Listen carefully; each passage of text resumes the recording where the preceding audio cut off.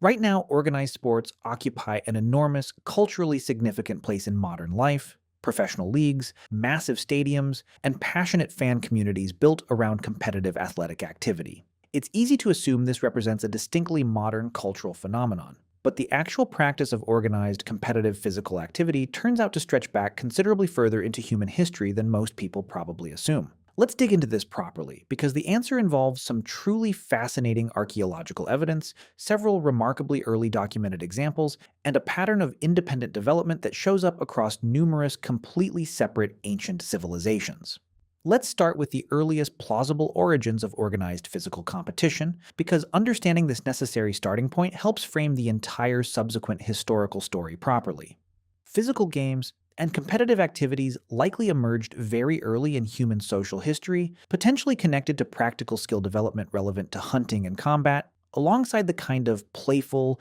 competitive social bonding activity observed across numerous primate species more broadly, discussed at greater length in other explorations of early human social behavior and cooperation. While purely informal, undocumented physical play and competition likely predates any specific archaeological or historical evidence by a considerable margin. The more specifically organized, rule-based competitive activity most people associate with the concept of sports specifically becomes considerably more clearly documented once we look at particular well-preserved ancient civilizations with sufficient surviving archaeological and historical evidence. Let's talk about ancient Egyptian evidence for organized sports specifically, because this represents one of the earliest, most extensively documented examples worth exploring in additional depth. Archaeological evidence, including tomb paintings and other surviving artistic depictions, shows ancient Egyptians engaging in numerous specific organized physical activities, including wrestling, various forms of ball games, swimming competitions, and rowing, with some of this evidence dating back over 4,000 years. These artistic depictions frequently show considerable specific detail regarding technique and competitive format, suggesting these activities involved seriously organized, rule-based competition rather than purely casual, unstructured physical play. This detail is worth appreciating specifically because it pushes the documented history of organized sport back considerably further than many people probably assume, situating it well within the same general historical period as other significant ancient developments already explored extensively in other discussions regarding early writing systems and early urban civilization more generally. Let's talk about ancient Mesopotamian evidence too, because this represents another significant, well-documented early example worth exploring specifically. Archaeological evidence from ancient Mesopotamia, including detailed artistic depictions and even some surviving textual references, documents organized wrestling and boxing competitions dating back several thousand years, suggesting these particular combat-based competitive activities developed independently across multiple different early civilizations, rather than representing a practice that originated in one single location before subsequently spreading outward to other regions. Let's talk about ancient Greek athletic competition specifically too, because this represents probably the most extensively documented, most historically influential ancient sporting tradition worth exploring in considerable additional depth. The ancient Olympic Games, first documented around 2,800 years ago, represented a highly organized, formalized athletic competition held at regular 4-year intervals and featuring events including running, wrestling, boxing, and various other athletic competitions, drawing participants and spectators from across the broader ancient Greek world specifically. This particular athletic tradition proved remarkably long-lasting and culturally significant, continuing for many centuries and eventually directly inspiring the modern Olympic Games established during the late 19th century specifically. This detail is worth appreciating, because it demonstrates that organized, formalized athletic competition, complete with regular scheduling, standardized rules, and considerable broader cultural and even religious significance, developed to a remarkably sophisticated degree well over 2,000 years ago, considerably earlier than many people probably assume when they think about when really organized, formalized sporting competition actually first developed. Let's talk about the broader cultural and religious significance ancient sports frequently carried too, because this represents an important dimension worth exploring specifically, extending well beyond simply the purely physical or competitive aspects of these ancient activities already discussed.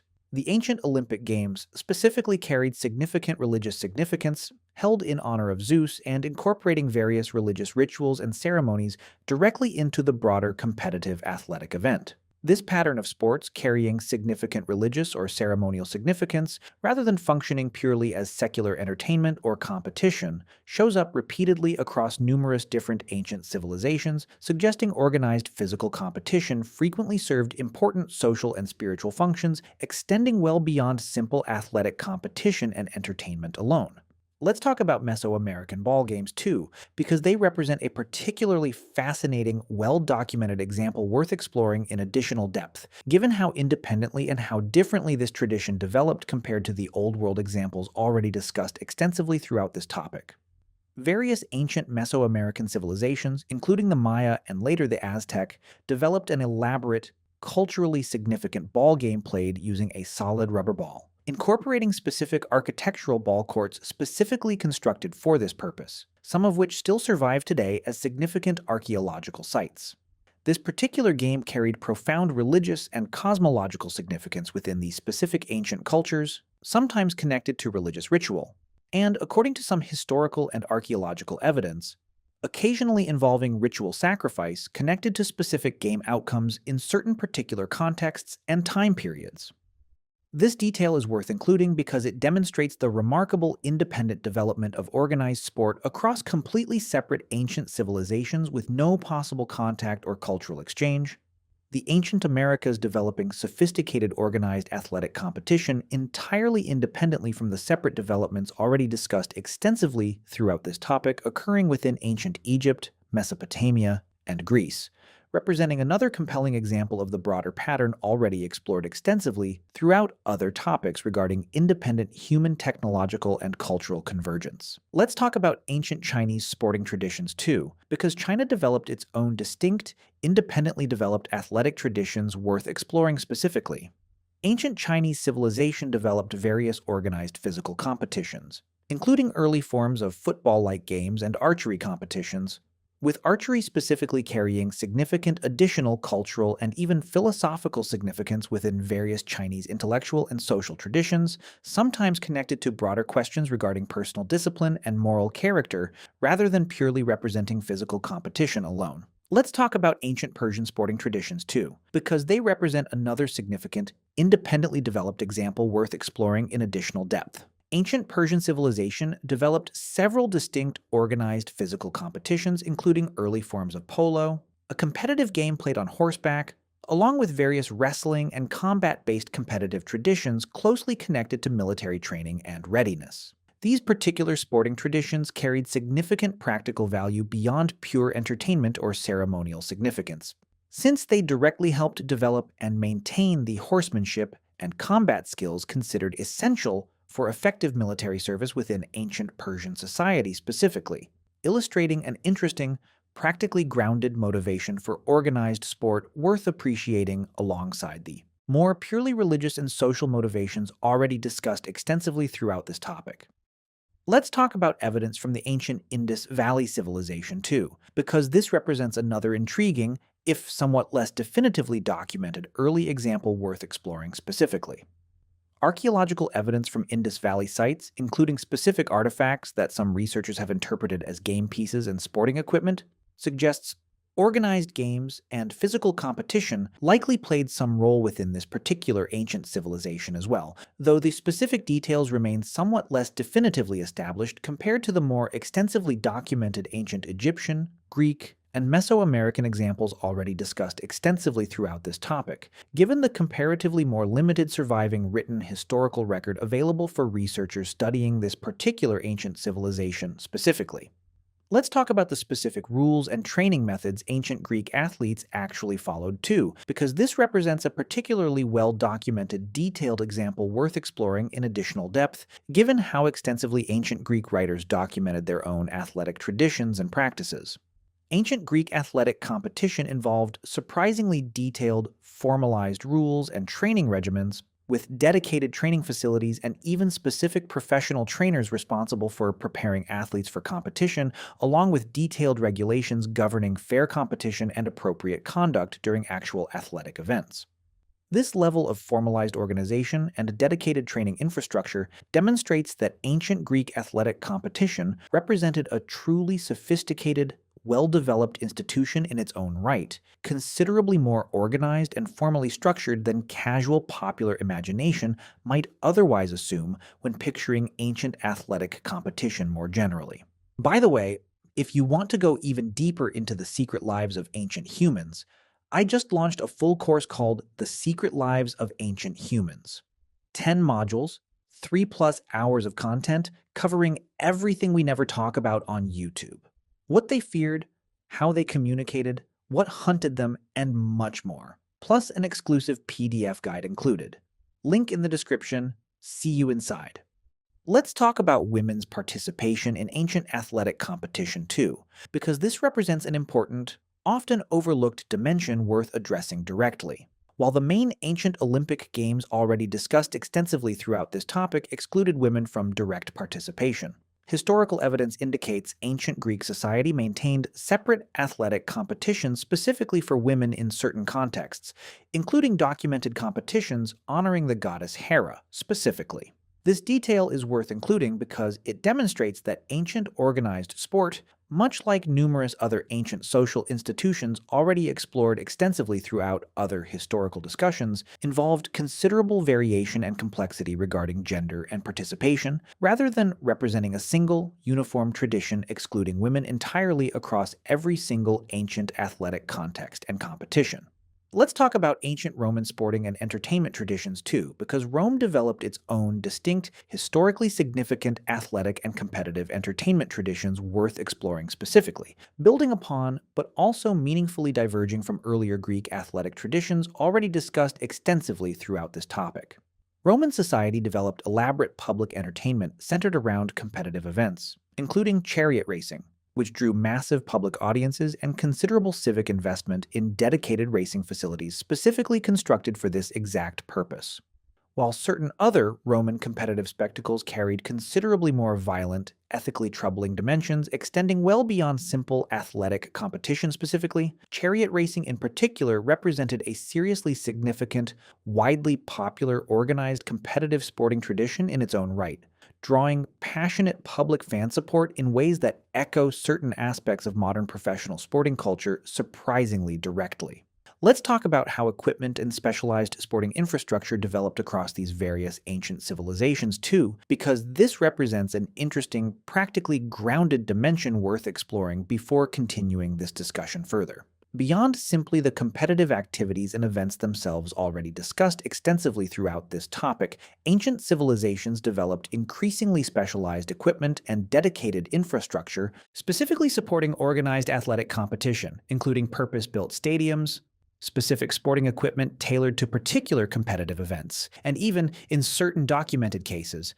early forms of protective gear specifically designed for combat-based competitive events like wrestling and boxing. This detail reinforces an important point worth appreciating throughout this entire discussion. Ancient organized sport wasn't simply casual, unstructured physical activity, but frequently involved considerable dedicated infrastructure and equipment investment, reflecting genuine, substantial societal commitment to supporting and formally organizing these particular competitive activities. Let's talk about how researchers actually study and confirm evidence of ancient organized sports too, because this represents an important methodological consideration worth addressing directly. Researchers rely on a combination of archaeological evidence, including specific sporting equipment, purpose-built athletic facilities and structures, and detailed artistic depictions showing specific competitive activity, alongside surviving written historical records from societies with sufficiently early written language, allowing researchers to distinguish truly organized,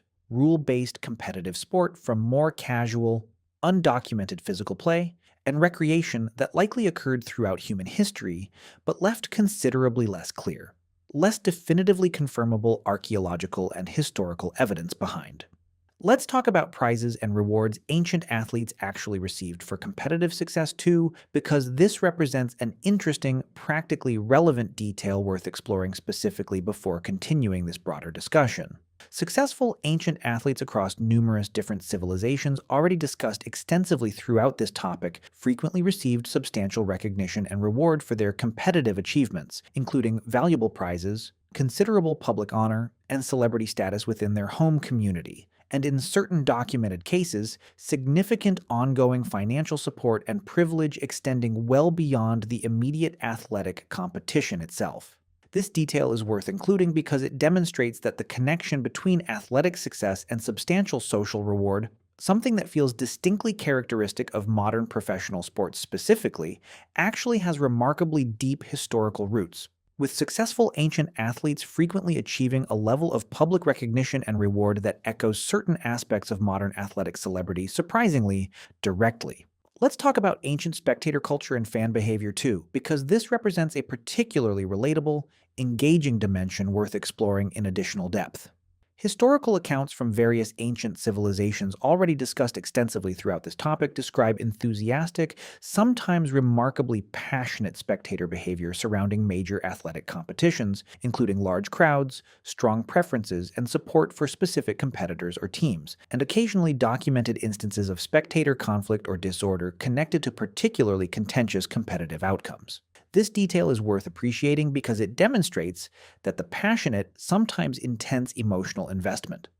modern sports fans bring to supporting their preferred teams and athletes isn't some kind of uniquely modern phenomenon, but rather represents another remarkably consistent, deeply rooted feature of organized sporting culture extending back across numerous different ancient civilizations and many thousands of years of documented human history. Let's talk about how ancient sporting traditions gradually connect to and eventually influence more recent historical sporting developments too, because this represents an important, historically continuous thread worth exploring before wrapping up this broader discussion. While this discussion has primarily focused on truly ancient sporting traditions, it's worth appreciating that organized sport continued developing steadily throughout subsequent historical periods, with various medieval and early modern sporting traditions gradually emerging and evolving, eventually leading toward the specific modern organized sporting institutions and traditions most people today are directly familiar with. This continuous historical thread, stretching from ancient Egyptian wrestling and Greek athletic competition all the way through to modern professional sporting leagues, represents a remarkably long, continuously evolving human tradition, rather than a series of disconnected, unrelated historical developments occurring in complete isolation from each other. Let's talk about how researchers specifically distinguish organized sport from other related but distinct ancient physical activities too, because this represents an important methodological consideration worth addressing directly before this discussion concludes. Researchers studying this broader topic generally distinguish organized sport specifically, involving formalized rules, structured competition, and typically some form of designated audience or spectatorship from other, related but conceptually distinct ancient physical activities, including purely practical activities like hunting or military training, and purely ceremonial physical activities lacking the specific competitive structure that characterizes sport more precisely defined. This careful conceptual distinction matters for properly understanding exactly what specific archaeological and historical evidence actually confirms regarding ancient organized sports specifically, rather than conflating it with these other related but meaningfully distinct categories of ancient physical activity and practice. Let's talk briefly about how modern sports historians continue actively researching and refining understanding of this broader topic too, because it's worth acknowledging honestly before concluding this discussion that this remains an active, ongoing area of archaeological and historical research. Researchers continue making new archaeological discoveries and reinterpreting existing evidence regarding ancient organized sport across numerous different ancient civilizations, meaning the specific historical picture already explored throughout this discussion continues developing and refining as new evidence emerges and existing evidence receives renewed, increasingly sophisticated scholarly attention and analysis. Let's talk about what motivated early humans to develop organized sports in the first place too, because this represents an interesting underlying question worth exploring before wrapping up this broader discussion. Researchers studying this broader topic generally propose several overlapping explanations, including practical skill development relevant to hunting and warfare, valuable social bonding and community cohesion benefits, religious and ceremonial significance already discussed extensively throughout this topic, and simply the inherent enjoyment and entertainment value physical competition appears to hold for humans across an enormously wide range of different cultures and historical periods. This combination of practical, social, religious, and purely recreational motivations likely worked together across numerous different ancient civilizations, helping explain why organized sport developed so independently and so consistently across such a remarkably wide range of completely separate ancient cultures throughout human history. Let's talk briefly about ancient board games as a closely related complementary category of evidence too, because this represents an interesting additional dimension worth including before this discussion concludes. Beyond the physical athletic competitions already discussed extensively throughout this topic, archaeological evidence confirms ancient humans also developed sophisticated strategic board games, with some surviving examples dating back several thousand years, demonstrating that organized, rule-based competitive activity extended well beyond purely physical athletic competition into strategic mental competition as well. This detail is worth appreciating because it reinforces the broader pattern already established throughout this entire discussion regarding just how deeply and how consistently organized, structured competitive activity, whether physical or mental, appears to have been woven into ancient human social and cultural life across numerous different, independently developing ancient civilizations throughout the world. Let's zoom out and pull all of these different threads together, because the full picture of whether ancient humans played sports turns out to reveal a resounding, well-documented yes, with organized, rule-based athletic competition developing